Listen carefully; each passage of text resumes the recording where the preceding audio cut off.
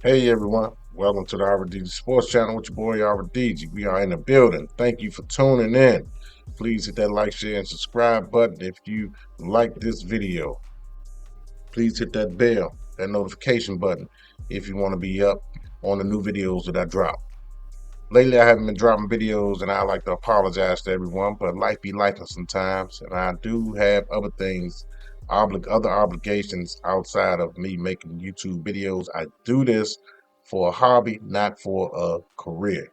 Other Redskins content creators obviously have more time on their hand than I do, and shout out to those guys for keeping everyone informed, including myself sometimes when I'm unable to drop a new video. With that being said, I would like to talk about the additions, the latest additions that we have, the players that we have obtained through free agency, via trade, what have you, or the ones that we currently resign. Also, from their contributions from last season, and rewarded them with a brand new contract. And some liked, and some maybe could have got elsewhere. They could have went elsewhere, and we could have obtained someone else. But that's neither here nor there. They're part of the team.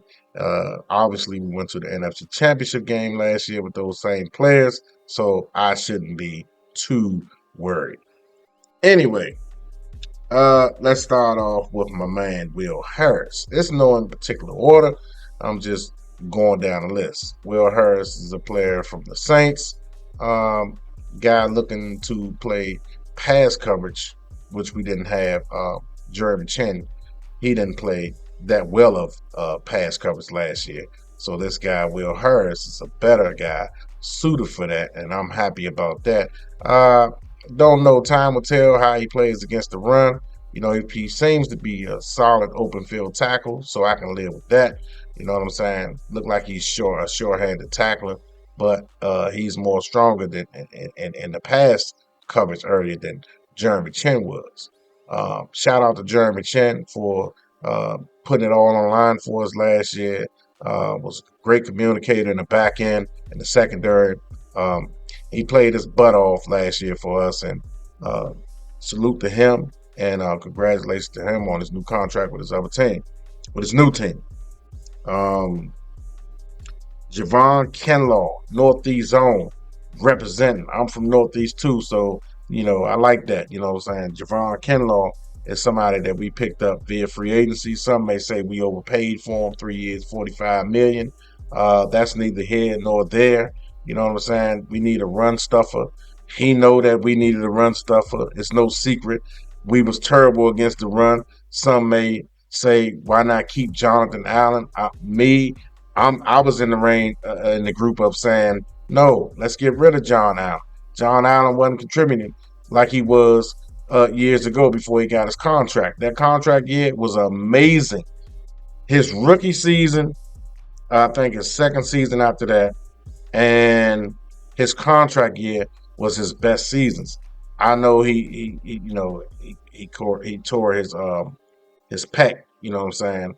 And that was a hard injury to come back. He put it all, you know, what he had inside of him to come back and try to contribute. You know what I'm saying? But before he tore his pec, he still wasn't giving us all. You know what I'm saying? The Jonathan Allen. And age, wear and tear on your body. I get it, but he wasn't the same player, and it showed. It showed before the injury and after the injury, and the running backs that was running, they wasn't doing that against Jonathan Allen that contract year. They wasn't doing that against Jonathan Allen his rookie year or his second season. They was just not running backs wasn't running through our defense like that. As these guys got paid, these guys aging, the wear and tear on their bodies, they're just not the same, and they're just not effective at stopping the run. And then you got a book on you, what you like to do. Offensive lineman, offense coordinator, everybody's scouting you. They know what you like to do, when you're strong at, when you weak at. Once you double team Jonathan Allen and Deron Payne, it was a wrap. They non-effective, and teams was doing that a lot against those guys, and it was pretty effective. So hey, it is what it is. We got a guy that's strong against the run, and I'm cool with that. Bobby Wagner, the old vet, the old Hall of Famer, he's back again to do it with my man Frankie Lugo on the other side. I still think we can get another linebacker, a little fast young guy. We got the boy that we drafted last year, but he's a project. I wish we could have got somebody that's just like a Louisville type, that's young up and coming. You know what I'm saying? That looking for a new contract, a new home. I wish we could have found something like that, but I don't think it's none out there. I thought the boy Jordan McGee was the guy we drafted last year. He's a project. He's still in the plans. I'm not going to dismiss him. He's still in the plans, and I'm hoping and rooting for the guy. 5th round pick last year. I'm still rooting for the guy. We brought back old Zach Ertz, the old tested veteran man who made clutch catch after clutch catch, 4th down, 3rd down, big moment catch. He got his bonus money, his incentive money. Zach Ertz, man, he is what he is. To me, he's a future Hall of Famer. Some may debate that, but the guy's a Super Bowl champion. He put up great numbers before he went to Arizona. It's neither here nor there. I like Zach Ertz, and he was a big part of the reason why we went to the NFC Championship last year. Let's not forget that. So one more year with Zach Ertz until the old Ben Sinnott gets on it, get it right, and understand what Cliff Kingsbury expect out of him. You know, he worked on his route running. He's a good blocker, as Zach Ertz vouched for him and John Bates vouched for him. He's a good blocker, so you just gotta get this guy. And what I saying that when he was playing out of TCU, I mean not TCU, what's the college he went to? I can Anyway, when he was in college, when I was watching his highlights, he was a good pass catching tight end. So we can just get this guy some minutes in there. Zach Ertz playing so well, and then you got John Bates, the blocker. It's kind of hard to fit him in there, but when he gets in there, he got to make good of his time. You know, John Bates brought back the best blocking tight end in the league. If you let Zach Ertz tell it, he's the best blocking tight end in the league, and I'm not going to dispute that. If Zach Ertz put a stamp on it and say that's what he is, hey, that's what he is. What's understood does not need to be explained. Trustway, top 5 punter in the league, re-sign him. He's got to retire here. He gave up his jersey for peak's sakes when he didn't have to. When he didn't know what Jaden Daniels was going to become, but he did it graciously without Jaden Daniels even having to ask him. You got to keep a guy like that around, and he's productive. So shout out to Tress Way for being a real one. Marcus Mariota, I can't speak enough of him. Last year when they got him, I was like, What he showed this year was a testament to who this guy is as a person, not only as a football player. He was productive there when it was time for him to be productive. When they called his number, he performed. But the biggest thing was him being a tutor to Jaden Daniels. And when Jaden Daniels needed somebody to lift him up, pick him up, literally, he picked him up and lifted him up and gave him encouraging words for him to go in there and deliver that gut-wrenching, game-winning throw to Zach Ertz to beat the Atlanta Falcons. So shout out to Marcus Mariota, and the $2 million upgrade on your pay was much needed, and I respect that. Eddie Goldman is a defensive tackle. Veteran, comes from the Atlanta Falcons on a 1-year deal. Don't know too much about Eddie Goldman, but I watch highlights, and this guy's a run stuffer. He's a run stuffer, and that's what we need. I respect what Adam Peters is doing. He's not getting the splashy guys. He's getting the lunch pail hard hat guys, that's going to go to work. And really, it's not about the money. It's about, of course, everybody wants a big payday. Everybody. I don't know who doesn't want a big payday, but you know your skill set as a player. And so you're going to do everything you can to keep getting, whether it's a 1-year deal, 2-year deal, 3-year deal. But you're going to keep on playing football and keep on earning the millions, taking care of your family. You're going to go out there with your hard hat on and your lunch pail. And these type of guys that he's getting, these gritty guys, hard work guys, high effort guys, they not guys that's like a Aaron Donald or, the Carter boy from Philadelphia. No, he's not one of those type of defensive tackles. But these type of guys that's going to do enough to keep a job, and they're going to do it effectively to continue to keep a job. They're not the type of guys that you're going to say, "Oh, it didn't work out, get rid of 'em." No, they're not those type of guys. You know what I'm saying? The type of guys going to go to work, come to work every day, going to clock in with his lunch pail and his hard hat, and he's going to go to work. And those type of guys that you want on your team, because without those type of guys, you don't win a Super Bowl or even go to a championship game. So yeah, I'm cool with that. Jonathan Jones, Super Bowl champion out of New England. This guy was a was a he was a good man-to-man cover guy early on in his career. He slightly tailed off a little bit. You know what I'm saying? His best season, I think, was 2 or 3 years ago or something like that. But this guy brings veteran leadership. This guy, he's got good technique. He's not going to have his head on the swivel out there like um, um, um, um, St. Juice did. St. Juice was one of the guys that gave up a lot of yardage. He was in top 10 of giving up a lot of yardage last year. So this guy, Jonathan Jones, wasn't even on the list. So therefore, that let you know he wasn't giving up a whole lot of yak. You know what I'm saying? So St. Juice gave up a lot. And unfortunately, my guy, but he was a rookie. Sanders still gave up a lot. He was on the list too, but he was a rookie. I'll give him a pass. He was a rookie. So yeah, he got caught on a couple of double moves, out of position, and was staring too long and was just getting outmanned by some great wide receivers. He was on some great wide receivers. They would just use their experience, and that was pretty much it. They beat him with experience, not because he was slow. He's not the fastest guy, but he's not a slow guy neither. His technique is sound. But like I said, they beat him with savviness and experience. That's how he was getting beat. Or he just, it was a blown coverage, I think, on a couple of plays. But for the most part, he played well. Even though he gave up a lot of yards, he played well. He still played well. He got his hands on the ball. He got interceptions. He got breakups. He played well, man. He was a rookie, man. He was learning on the job. Um, Wise, defensive end, came from New England on a 1-year deal.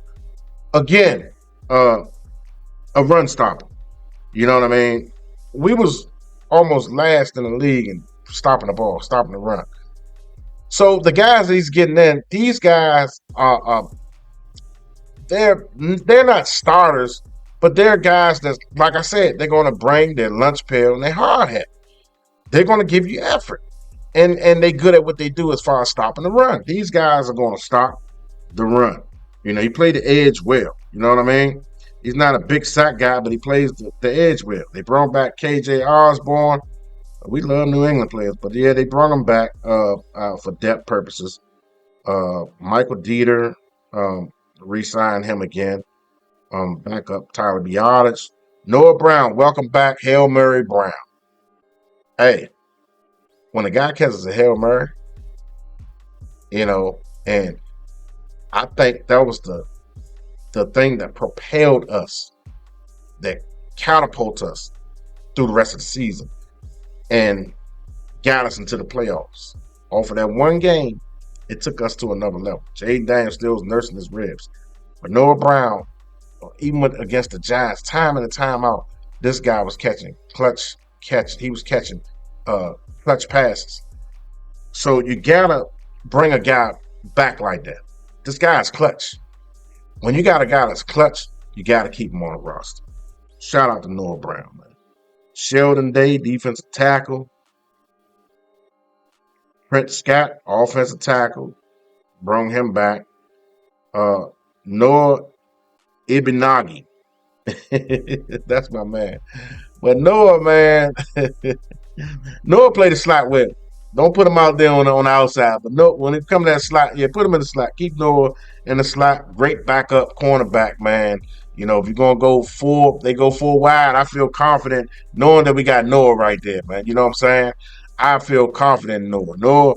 Noah came in big for us a couple of times, man. So yeah, shout out to Noah. Nick Ballore, Jacob Mott, defensive end from Chicago, signed a 1-year deal. Pass rushing specialist. He's all right on the edge also. So you got a guy that's better on the edge than Fowler was. So I can respect that. You know what I'm saying? That's something that I don't mind. I can respect that. Setting the edge, man. That's what it's all about, man. Guy like Saquon Barkley, you gotta have guys that's disciplined and strong enough to set that edge. People want Dante Fowler because it's pass rush, because those 10.5 sacks. Get it. But setting that edge was not a strong point. We need a guy that can go out there and set that edge, man. We're playing. We're trying to win our division. The team is in front of us is the Philadelphia Eagles, 55-23. Do I want to bring Dante Fowler back and allow the same old thing to happen like it? We can't set the edge. Cleveland Farrell, another guy, can't set the edge, and he was good at that supposedly with the 49ers, but here he just wasn't. I don't know if because he was nursing an injury. I don't know, but he wasn't setting the edge like he was in San Fran, and he wasn't a starter in San Fran. He was a rotational player. So, hey, maybe the guy couldn't handle full-time duties, but we need a guy that's going to go out there and establish that, set that edge, and let them know y'all not doing that today. Y'all got to beat us another way. You better try to come up the middle because you're not going on the outside. You know, so we got good tackling cornerbacks now. You know, well, Brown is he's a damn good tackling open field cornerback. Lattimore, like I said, last year Lattimore was coming back off injury, the soft tissue injury. So I want to see Lattimore with a full season under his belt. I think Lattimore, you know, it was that game we played against Philadelphia, and it still don't sit right with me. I guess he thought he had somebody on the outside of him when he took on the blocker, and Saquon was able to go around him, you know, and go for that long run. When we played Philly at FedEx at our stadium, I said keep saying FedEx Field. Then when we played Philly here, and he was able to go around to the outside because my man didn't set the edge properly. He took on the blocker. You know, Lattimore took on the blocker instead of trying to make the tackle. I don't know if he was shying away from the tackle. I don't know. But, you know, I do know Samuel is not afraid. You know, so we got even Igbenogany. He wasn't afraid, you know. So if we can just get Lattimore, I want to see more of Lattimore. I didn't see enough of Lattimore, you know what I'm saying, with his tackling abilities for our team. Not the Saints, but for our team. I got to see a little bit more. But, you know, I wouldn't shy away from the draft as far as drafting the cornerback. I definitely wouldn't. I would still go for a pass rusher. I would still go for an offensive lineman. I'm damn sure going for a running back. I'm still not satisfied with Brian Robinson. Eckler, I love Eckler, but Eckler can't run between the tackles consistently. He's injury prone, so we definitely need. And Rodriguez, I like him, but he's not shifty. We need a shifty running back. You know, something like a Gibbs. You know, I'm not even asking for Gibbs. I need a guy that's going to run between the tackles with a little shiftiness to him, almost like an Ernest Bound, but a faster Ernest Bound. You know, that could take that pound and give you that shake and bake real quick. You know, that's what I need. You know, and we got like 4 running backs on our roster. You know what I'm saying? And all of them bring different things. We need that one complete running back that can do everything. That's what we need. And until we get that, you know, it's easy for teams to game plan. Okay, when Jeremy Nichols in the game, we know this is going to happen. When Eckler's in the game, we know what his strong points and tendencies are. Brian Robinson, strictly north and south runner. You know what I mean? Not going to catch that many passes, but he catch passes here and there, but he's not going to kill you with it. You know what I mean? It's the boy Jeremy McNichols. Like I said, if I already said him, we know what he can bring. Rodriguez, we know what he can bring. You know what I'm saying? So everybody knows what one can bring, what one can do. So we need a running back that can do everything, like a Saquon Barkley. You never know what Saquon going to do. Saquon can catch out of the backfield and take it from 1 yard line all the way down to the opposing team touchdown, end zone. We know what he can do. We know he can run between the tackles hard and tough. We know he can run outside the tackles. You know what I'm saying? So he can do it all. He can block. This guy can do it all. So we need a running back. Not saying to get a Saquon Barkley, you need to be a losing team. You know, I know we're not going to get that type of running back in the first round. No, because those type of running backs don't go past the first round. Maybe we can sneak and get a good running back in the third round. They say this running back class is pretty good, so maybe one of these guys, one of these good guys, can drop to us. I got to do my research on these running backs, um, the cornerbacks. Oh, this cornerback from Kentucky. My nephew put me on to him. He's pretty damn good. I'm gonna make a video about him also. But he's pretty damn good. He's running 4.2. You know what I'm saying? So I like that speed. You know what I mean? But anyway, I just wanted to make a video. Oh yeah, I got one more. Nate Herbig from Pittsburgh. His offensive lineman really didn't play that much. He's more so a depth piece. He's an average run blocker just for depth piece. That's pretty much what he is. But yeah, we just signed him also. So shout out to him. I hope we don't have to use. We using him. That means we in some trouble, man, because he probably gonna be a third string. He may not even make the roster. You know what I mean? So yeah. But anyway, thank you all for tuning in. Um, I appreciate my loyal subscribers. You guys, I'm nothing without you guys. Continue to watch, continue to support. That's all I got for today. Peace.